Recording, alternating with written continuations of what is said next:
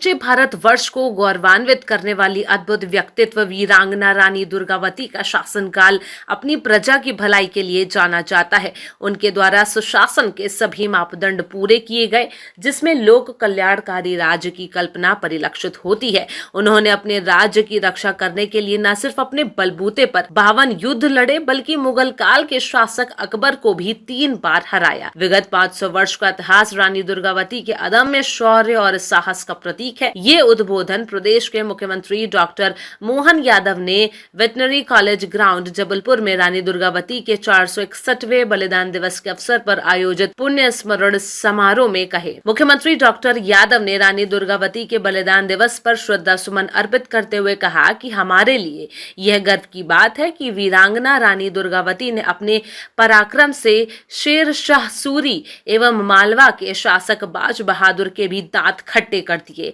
उनके इस शौर्य और पराक्रम को दुनिया के सामने लाने की आवश्यकता है।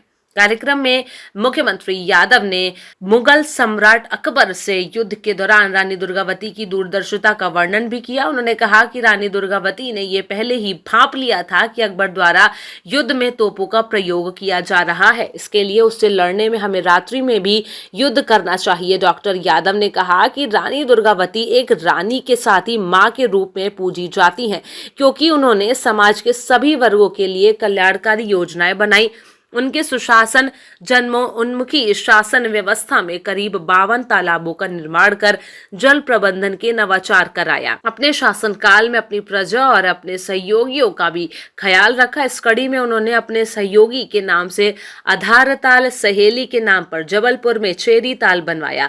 साथ ही अनेक जल संरचनाएं बनवाई। उनके द्वारा बनाए ताल जल संरचनाएं ही नहीं बल्कि एक जीवन है। उन्होंने बताया कि जल गंगा संवर्धन अभियान के तहत तालाबों की सफाई एवं जीर्णोद्धार का कार्य समूचे प्रदेश में 30 जून तक किया जाएगा। मुख्यमंत्री डॉक्टर यादव ने कहा कि भारतीय इतिहास में उनके द्वारा किए गए इन कार्यों को जो अहमियत मिलनी चाहिए थी वह नहीं मिली। भारतीय संस्कृति, सभ्यता और परंपराओं के सम्मान और रक्षा के लिए अपने प्राणों का बलिदान करने वाली रानी दुर्गावती के इस योगदान के लिए प्रधानमंत्री नरेंद्र मोदी ने शहडोल आकर उन्हें श्रद्धांजलि अर्पित की और यहाँ प्रधानमंत्री श्री मोदी ने उनकी 500वीं जन्म जयंती को धूमधाम से मनाने का निर्णय लिया।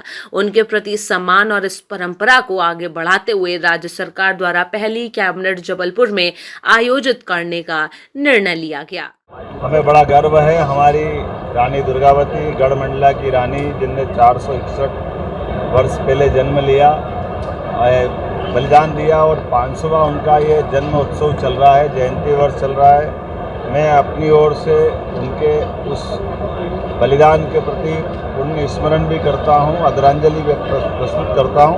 और हमारी सरकार ने तय किया है कि ऐसा महान व्यक्तित्व जो उनका रहा है वो समाज के सामने आना चाहिए, पूरे देश और दुनिया के सामने आना चाहिए। इसीलिए आज उनके बलिदान दिवस के अवसर पर हम सबसे पहले जहां उनने अपना शरीर छोड़ा, बलिदान किया, उस स्थान पे गए। उनके बेटे के बलिदान स्थान से होकर के इस कार्यक्रम में मैं शामिल हुआ।